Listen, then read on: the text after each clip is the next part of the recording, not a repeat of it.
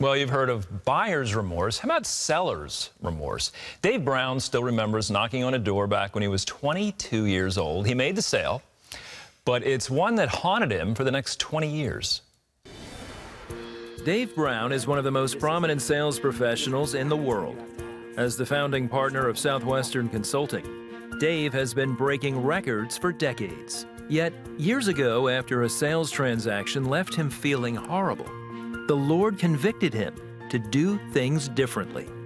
In his book, Servant Selling, Dave shares how this approach to putting his customers' needs above his own transformed his life, and how those principles can change your life too. All right, everybody, Dave Brown is with us to talk about his new book. And this book's primarily for folks in the sales business about achieving greater success. But we want Dave here because God gave you a great revelation for your career. He did. And with sales, it's a really fascinating story. So let's go back. You're a young salesman. You're eager. You've got goals. You're trying to make big sales. Tell us what happened and what changed your mindset.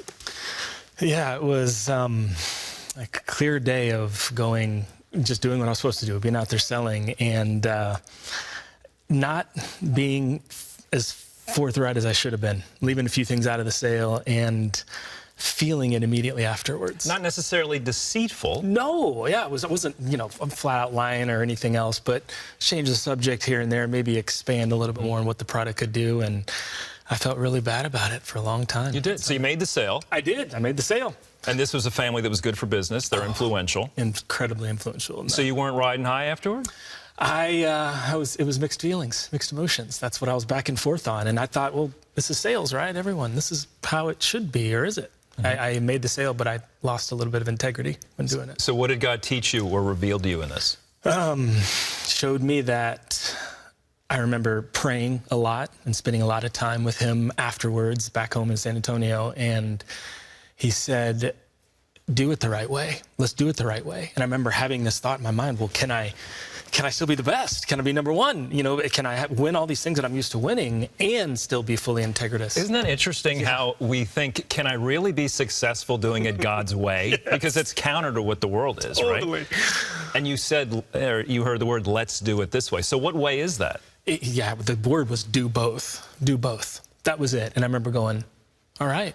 And I had a big goal to break the company record the next year. And it was almost like him.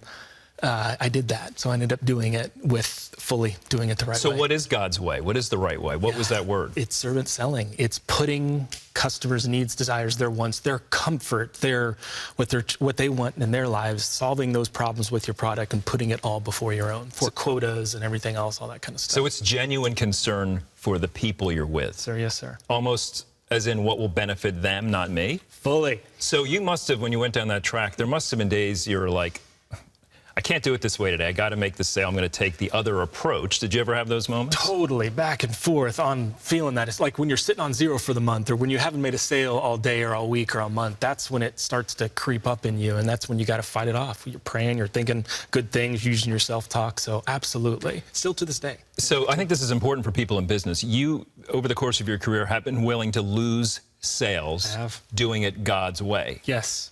Absolutely. And that's how it should be.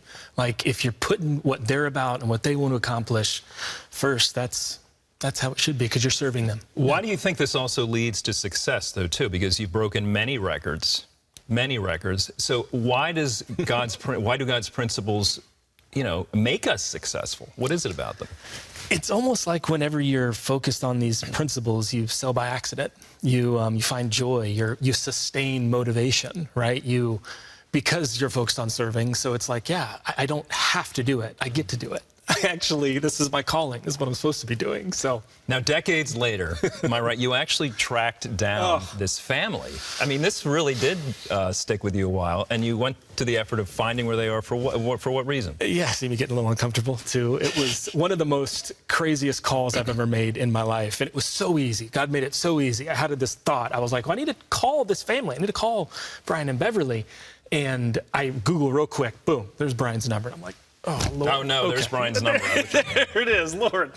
And then, and then the voice starts in, right? Call it the devil, call it you, whatever, call it. Oh, they won't remember you. You don't need to do that. Like, it was intense. Like, no, don't make that call.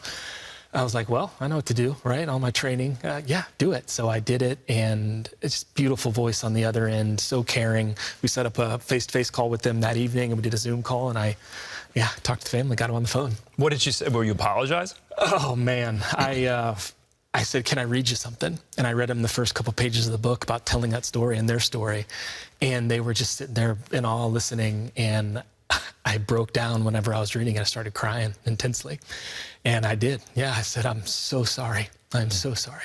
You know, it's interesting because a lot of the principles in your book help people in relationships, because your business is about relationships ultimately. Even parenting, you've got 3 children. 3. And one thing you mentioned in the book is this idea of connection over efficiency, which is good for business.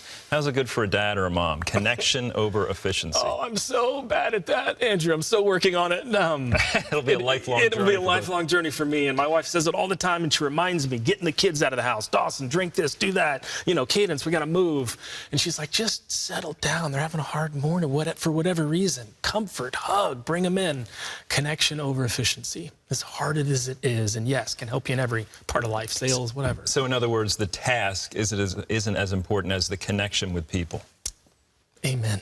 Well, yes, sir. So I know what your favorite book, I believe, is by a very famous doctor. It is. You know, it's a famous leader and doctor by the name of Dr. Seuss, right? One of the best writers ever. Your favorite book is? Green Eggs and Ham. That seems a little amateur. I mean, every time people ask me, right, being this author, speaker guy, they're like, what book do you recommend? And then, you know, I'll get them listening. If you're ready to take notes, Green Eggs and Ham. Absolutely. Why? Like, it has all of the sales principles in there. And what's beautiful about it, if you go back and look at that book, this is fascinating when you're reading it.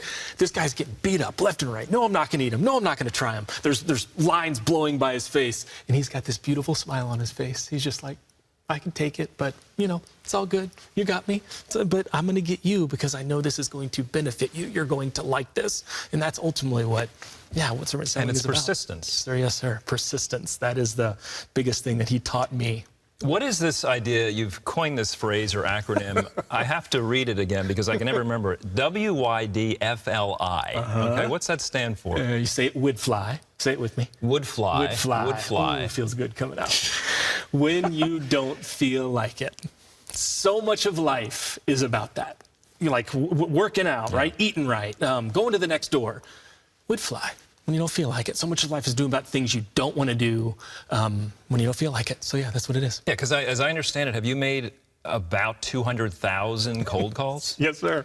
And by the time you were a young guy, you'd already knocked on 50,000 doors. That's a beautiful. Southwestern Advantage was what gave me that start. And, yeah, I learned would fly very, very early on. That's at least 250,000 visits, calls combined. Many of those you didn't feel like doing. Oh, I didn't feel like doing any of them. I mean, let's be honest. Anybody that this shows up, servant selling shows up in everyday life, too. It's like you don't want to have these conversations with your friends, with your kids. You don't want to, I mean, these principles can help you in every piece of life, whether it's, you know, talking somebody off the ledge or helping somebody see something they need to see. It's communication skills, really. So moving forward, if we don't feel like doing it, maybe we should be doing it. Would fly. Yes, sir. For someone watching who's in business, in sales, and they want this servant mindhood, you know, what are a couple things that they can move forward in, practically speaking, from this discussion? Oh, man. Enthusiasm would be another big piece of it, like bringing joy to what you're doing, because people are attracted to that. And just whatever you do, if you're thinking about them, if you're focused on serving, then you find joy, you overcome fear. You, like I said earlier, you almost inspire greatness because you're looking to help. You're looking to be doing good for the world. And then naturally, that's contagious. And it can show up in every business, every sales transaction. It really can. If you get to know that person well enough, you spend enough time asking them questions, learning about what their needs are, then you can either fulfill them or you can't. And even if you can't, you still loved on them, which is the most important thing. And trusting God's ways is another one, right? Trusting His principles and His approach. It's been valuable. Yeah. Appreciate you being here, Dave. Thanks very much. You can learn more about Dave's story in his brand new book. It's called Servant Selling, and it is available everywhere.